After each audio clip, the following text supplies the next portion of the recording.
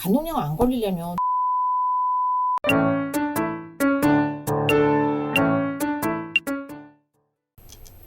네, 안녕하세요. 제 유튜브 아마 이제 오래 보셨던 분들이라면 잘 아실 텐데 제가 얼마 전부터 답글을 달지 않고 있습니다.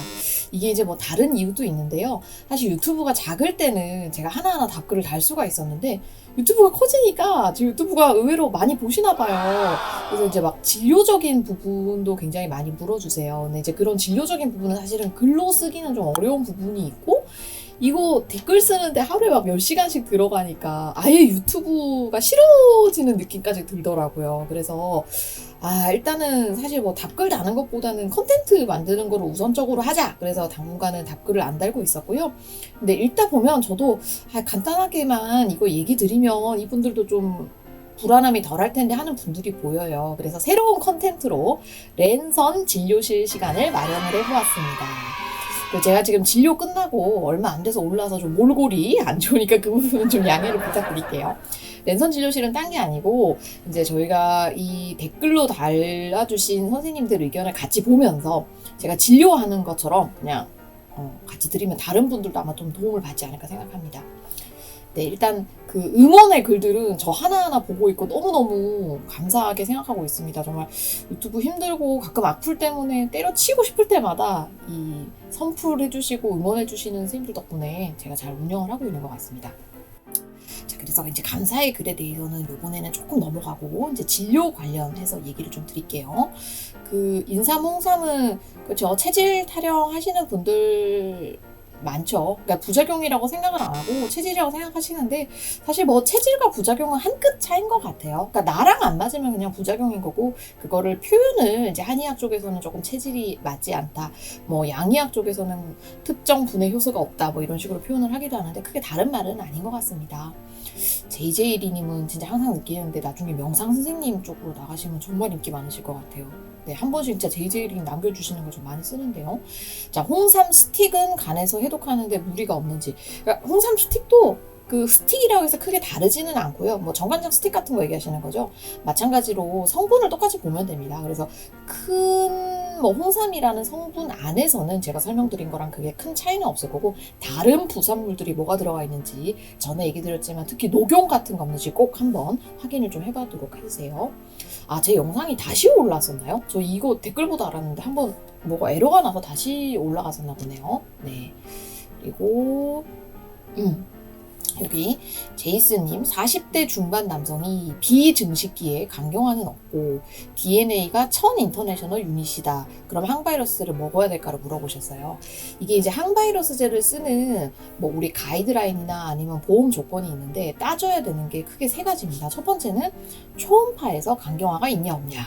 두 번째는 피검사 혈액 수치에서 AST나 ALT가 얼마인가. 그 다음에 세 번째는 이제 뭐 B형 간염 DNA가 몇 인터내셔널 유닛이냐. 뭐 제가 보통 환자분들한테 몇 마리라고 표현을 하는데 인터내셔널 유닛 마리수는 아니죠. 그리고 이제 E 항원이라고 얘기를 하는데 A, B, C, D, E 항원이 양성이냐 음성이냐를 따지게 됩니다. 그래서 지금 40대 중반 남성이고 간 수치가 정상이라면 DNA가 1000이라면 일반적으로 항바이러스를 권유를 하지는 않습니다. 왜냐하면 강경화도 없고 간 수치가 정상이고 우리 보통 DNA의 높다 낮다 기준은 이분의 이 항원 여부를 보기는 해야 되지만 이 항원이 아마 40대 중반이면 음성일 확률이 좀 있거든요. 그러면 보통 2000 인터내셔널 유닛이 기준이 돼요. 그래서 아까 얘기 드린 그게 엔드로 만족을 해 항바이러스를 쓸 수 있어요. AST나 ALT가 80을 넘고 엔드 DNA가 2000을 넘고 이런 경우에는 항바이러스를 쓸 수 있지만 현재는 어차피 보험 기준을 만족하지 않습니다. 가끔 이 상태 환자분들이 저한테 그럼 비보험으로라도 먹으면 안 되나요? 얘기를 하는데 글쎄요. 아직 연구 결과가 이제 모든 치료는 비용과 효과를 따져야 되는데 비보험에 드는 엄청난 비용 아마 비보험으로 하면 제가 알기로 한 달에 20만 원 넘어가는 걸로 알고 있어요. 그렇게 계속 비보험으로 몇 년 먹는 거랑 그걸로 인해서 내가 얻는 이득이랑을 비교를 했을 때는 아직까지는 이득이 많이 크지는 않은 것 같아요. 그래서 보험 기준 만족하시면 그때 드시면 될 것 같습니다. 네, 그리고 저는 영어 못합니다. 네, 영어 발음은 좋은데 영어는 못해요. 이거 되게 이해를 하실 수 있을지 모르겠는데 파닉스를 어렸을 때 배워서 영어는 발음은 밖에서 들으면 잘하는 것처럼 느끼는데 실제로는 매우 무서워하고 못합니다. 네, 그다음에 자, 여기는 한번 좀 같이 봤으면 해서 동치미님 글을 한번 볼게요. 남잔지 여잔지를 모르겠어요. 그죠? 50대 중반이시고 간 기능 수치가 높게 나왔고 간 초음파 했더니 비장 종대가 보이고 간 표면이 거칠다고 하셨어요. 여러분 일단 간이 안 좋은 분이 비장 종대가 보인다고 하면 1차적으로 조금 긴장을 할 필요가 있습니다. 그러니까 간 좋은 분이면 비장 종대는 완전 다른 질환으로 생각하시면 되는데 간이 평소에 조금 안 좋다는 얘기를 들으셨던 분이 비장 종대가 생긴다는 거는 우리가 문맥암 항진증, 소위 얘기하는 간경변증, 간경화가 생기고 있을 가능성이 높습니다. 그래서 뭐 간수치 피검사를 하니까 다시 간 기능이 지금 정상으로 돌아왔다고 얘기를 하시거든요. 근데 의외로 간경화나 아니면 간암이 있어도 피검사가 정상으로 나오는 환자분들이 40% 정도 됩니다. 근데 임상적으로 비장종대가 생겼다는 거는 이분이 간경화로 진행했을지 여부를 꼭 지금 확인을 해야 되는 거예요. 마침 또 간표면도 거칠다고 하는 거 봐서는 최소 우리가 간경화까지인지는 모르겠지만 만성 간질환에 해당하는 환자분은 맞는 것 같거든요. 그래서 간경화 단계로 넘어가는지에 대해서는 검사가 필요하고 저는 개인적으로 이 동치미님 같은 경우에는 파이브로 스캔이 있는 조금 큰 병원, 대학병원을 방문을 하셔서 CT, 파이브로 스캔 그리고 자세한 비형 간염 DNA 검사, 뭐 아까 얘기 드렸던 몇 인터내셔널 유닛 이런 거를 확인을 해보시는 거를 권유를 드립니다. 그래서 간 수치가 정상이 됐다고 마음을 놓으면 안 됩니다. 왜냐면 비장종대가 있고 이미 간 표면이 거칠기 때문에 추가 검사를 꼭 받도록 해주세요. 네, 그리고 감사해요. 제가 브이로그 한번 올렸었는데 제 삶이 좀 팍팍합니다. 그 유튜브에 보시면 있는데 뭐 아침에 일찍 출근하고 계속 하루 내내 일하다가 밤늦게 퇴근하는 거 있어요. 그거 보고 나서 저희 펠로우들이나 레지던트들이 교수를 안 하겠다는 얘기를 제가 몇 번 들었는데 아무튼 네, 팍팍한 삶에 대한 거는 있습니다. 네. 그쵸. 이게 타이레놀 먹고 술을 먹으면 병원에 실려간다는 사람도 있고 간암, 간경화, 간염, 황달이 온다는 사람도 있고 이 정도 약이면 판매 금지를 해야 되는 거 아니냐라고 이제 얘기를 하시는데요. 자, 타이레놀에 술을 드신 사람이 문제일까요? 타이레놀이 문제일까요? 저는 타이레놀을 먹고 술을 먹은 사람이 문제라고 생각합니다. 타이레놀이 물론 다른 약에 비해서 이런 간 부작용이 잘 알려져 있지만 그거는 반대로 얘기하면 타이레놀은 이미 많은 사람들이 쓰고 있고 그 다음에 예측할 수 있는 부작용이 있기 때문에 오히려 안전해요.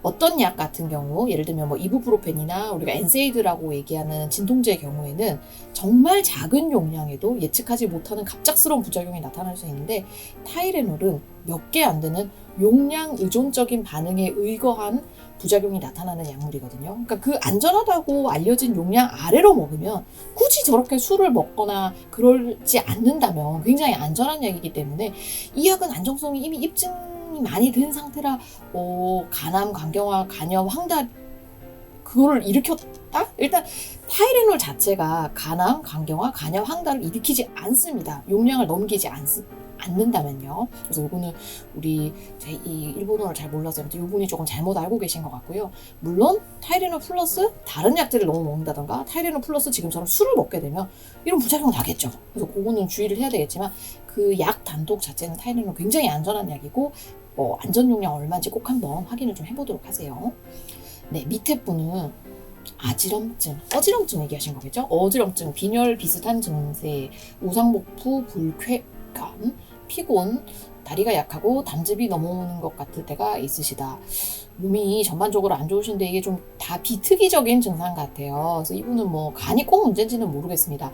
밀가루 음식 섭취 후에 트름이 많이 나오는 거는 이거는 가능하고 우리가 보통 과민성 대장증후군이 이런 식으로 나타나는 경우가 많아요. 그래서 과민성 대장증후군은 나랑 맞지 않는 음식 먹고 나서 설사를 하는 케이스 아니면 지금처럼 가스가 많이 나오는 케이스, 변비가 생기는 케이스 이런 게 있는데 아마 그런 쪽인 것 같고 첫 줄은 굉장히 좀 다양한 지금 부작용이 좀 있잖아요. 그래서 이거는 좀 심리적인 문제가 있을 수도 있기 때문에 어쨌든 그래도 신체적인 문제가 없는지 확인을 해야 돼서 가까운 내과나 아니면 검진센터에서 검진을 한번 받아보시는 게 좋습니다. 근데 유영목님은 여기저기 멍자국 같은 게 있고 몸이 늘 피곤해 보이는데 이게 우리 유 선생님의 본인의 얘기가 아니라 지인의 얘기신 거죠? 지인의 얘기는 그냥 지인한테 맡기세요.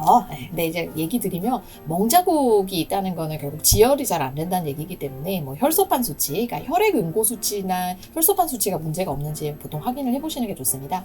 그래서 이거는 한번 검사 좀 받아보시라고 얘기를 하면 되고요. 다음에 우리 홍 선생님은 남편분이 비형 간염인데 10년째 살고 계시고 항체가 있는지 검사 받아보시면 좋죠. 네.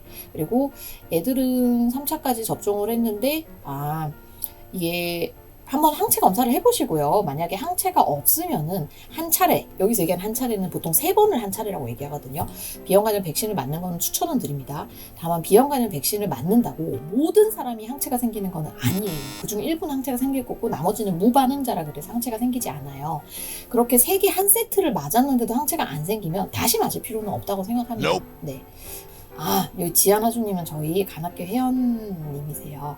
저희 간학회 몇 분 굉장히 천재 교수님이 계신데 이름은 아마 본인이 원하실 것 같지 않아서 제가 밝히지 않겠습니다. 진짜 천재 교수님이고 되게 친절하시고 좋은 분이에요. 네. 자, 이거 중요합니다. 우루사에 대해서 제가 이제 얘기를 부작용이 어떤 게 있다고 알려드렸었는데 그때 부작용이 좀 있으셨나 봐요. 그러던 어느 날님이 가급적 약을 중단하거나 바꾸어야 되는지 참을 수 있는 부작용이라면 다음 진료가 아마 3개월인데 그때까지 기다려도 되냐. 이거 정말 사람 케이스마다 차이가 있죠. 저는 그냥 일찍 오시는 거 추천드립니다. 이게 막 직장도 바쁘고 그리고 막 성격이 좀 무던하신 분들은 다음 진료 오실 때까지 계속 고생해서 오시는데 그럴 필요 전혀 없고요. 저는 진료 빨리 오시는 거 좋고 코로나 시기에는 우리가 그 전화진료를 국가에서 합법적으로 해줬거든요. 한시적으로. 그래서 전화진료 같은 걸로 요청해 주시면 어떨까 싶어요. 이미 그러니까 다음 외래는 있지만 중간 외래 때 약 부작용 때문에 상담을 원한다. 외래를 잡아달라 얘기를 하면 전화진료 등으로 간단하게 좀 물어보시고 필요하면은 뭐 다른 약으로 바꾸던지 하는 게 나을 것 같습니다. 그래서 작은 부작용이라도 있다면 왜냐면 장기 복용해야 되는 약이잖아요. 우루사는. 그래서 참지 마시고 바로 진료 보시도록 해주세요. 그래서 진료를 보셨는지 모르겠네요. 자, 그 다음에 YSS님 볼게요. 간 수치는 이상이 없는데 우상 복부에 압박감이 있고 복부 비만이 있어서 지방간이 걱정이 됩니다. 그 다음에 간낭종을 예전에 진단을 받으셨고 관리가 필요한 부분인지 자주 큰 소리를 내고 공황장애가 있습니다. 얘기해 주셨어요. 첫 번째, 지방간이 있으면 의외로 환자분들이 우측 위쪽으로 뭔가 불쾌하다, 불편하다 이런 걸 호소하시는 분들이 많고 지방간 자체에 의한 현상일 수 있습니다. 왜냐하면 간에 지방이 쌓이잖아요. 간이 좀 커져요. 그래서 말할 수 없는 불편감, 뭔가 이렇게 우리한 느낌 얘기하시는 경우가 좀 있고 첫 번째.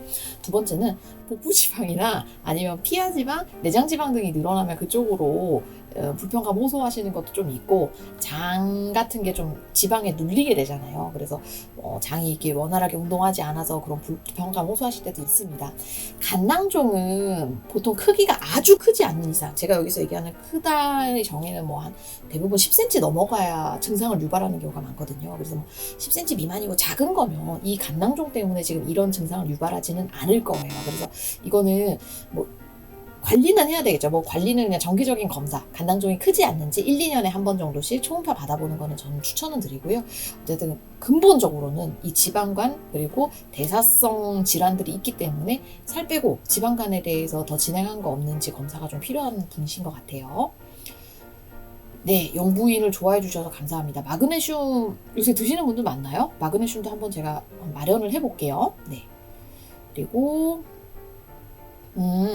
간 기울결은 뭔가요? 저는 이거 제가 처음 보는 용어네요. 지방간 화병, 자율신경 신초증 공황장애. 이게 얘네 사이에는 관련이 없습니다. 그러니까 지방간이 있다 그래서 자율신경 실조증이나 아니면 공황장애가 있지는 않아요. 그래서 둘은 관련은 없다고 생각해 주시고요.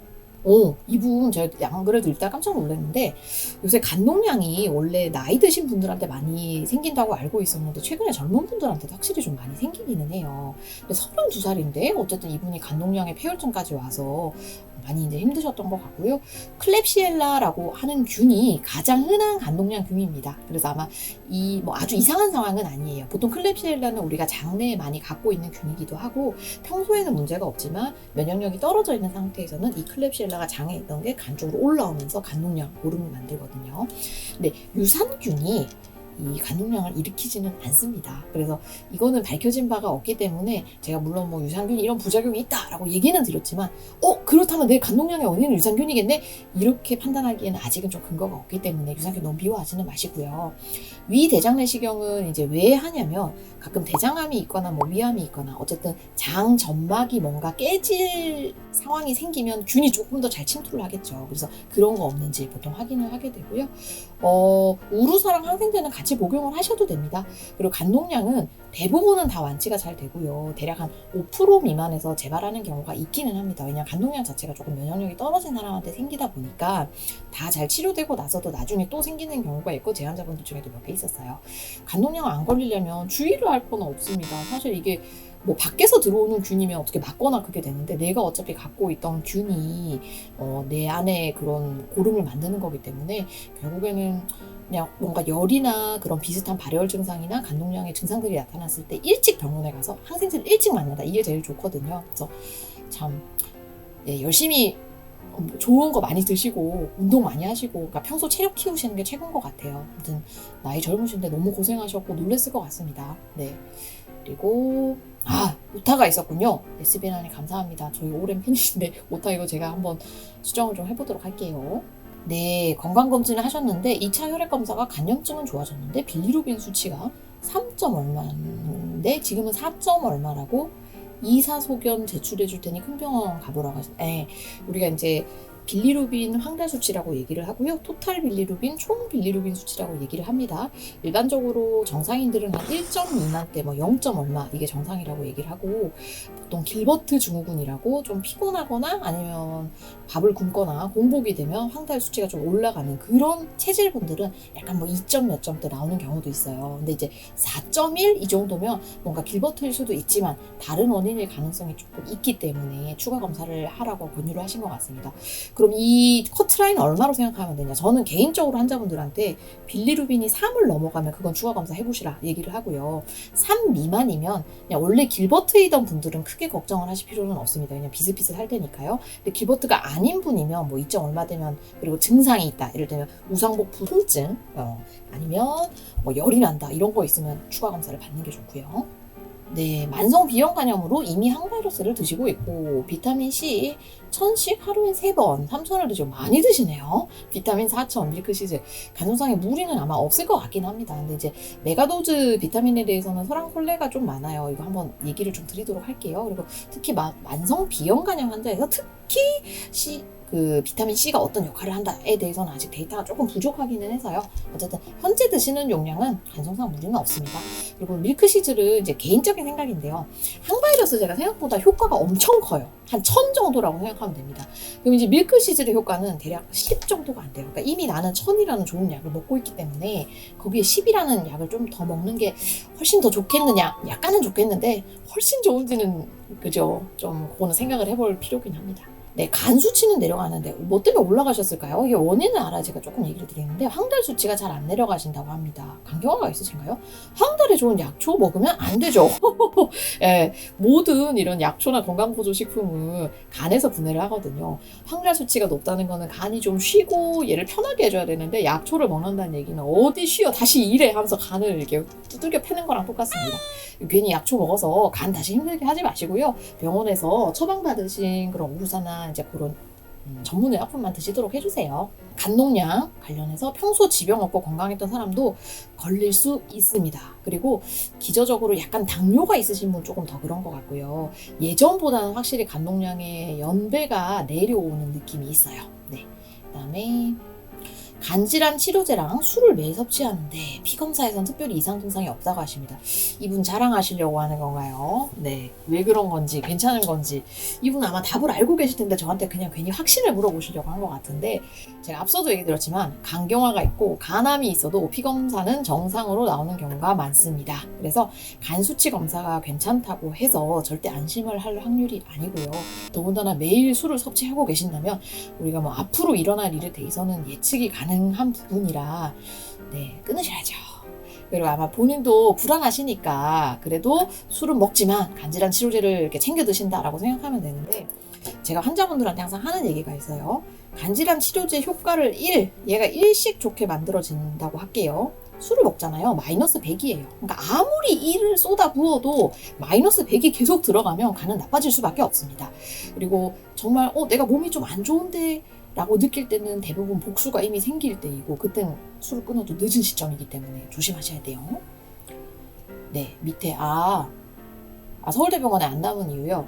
이거는 사실 이제 그 교수직이나 그런 거는 약간 천명이 좀 좌우를 하는데요. 내가 하고 싶다고 다 할 수 있는 거는 아니고 연배가 좀 있어요. 그러니까 예를 들면 내가 들어갈 때쯤 뭐 퇴임하시는 분이 생겨서 그 자리로 들어가든지 뭐 이래야 되는데, 사실 첫 번째는 뭐 그런 것도 안 됐고, 두 번째는 제가 인턴이랑 레지던트는 잘했는데 펠로우 때 제 논문을 진짜 못 썼습니다. 환자 진료는 되게 잘 보는데 논문을 엄청 못 쓰고 글도 못 써서 그게 되게 한이 됐어요. 그래서 기본적으로 교수가 되려면 논문을 잘 써야 되는데 그 당시에는 제가 글을 많이 못 써서 이제 서울대 못 남았던 이유였고요. 근데 여기 이제 순천에 와서 그거를 한을 풀었죠. 글을 얼마나 잘 쓸 수 있게 되는지 정말 5, 60개 너무 쓰니까 너무 잘 쓰게 되더라고요. 네. 맞아요. 이거 운전면허증에 그 장기기증 하면은 신청 그 표시된다고 하더라고요. 저도 다음 갱신하면 한번 좀 보려고 합니다. 요까지만 제가 이제 얘기 드리고 오늘 끝내도록 할게요. 로아큐탄을 복용하고 싶은데 간 손상 때문에 먹지 말라고 인터넷에서 나온다고 하는데요. 실제 로아큐탄은 생각보다 간 수치를 많이 올리는 약 중에 하나입니다. 그래서 로아큐탄을 드시는 분이라면 적어도 한 달에 한 번 정도는 꼭 간 수치 피 검사를 해봐 주도록 하세요. 그쵸. 많이는 안전한데 다른 약제에 비해서는 간 수치 올리는 확률이 조금 더 높은 것 같아요. 그래서 특히 한 달 이내면은 특별히 피검사를 할 필요는 없지만 한 달, 두 달, 세 달 이렇게 장기 복용하는 분이라면 꼭 간 수치 검사 한번 해보도록 하세요. 아마 피부과에서도 로아큐탄 오래 먹으면 피검사라고 권해주실걸요? 네, 오늘은 일단 이 정도로 하고 다음에도 또 좋은 질문들이 이렇게 모아지면 랜선 진료실 한번 개최하도록 하겠습니다. 항상 행복하세요.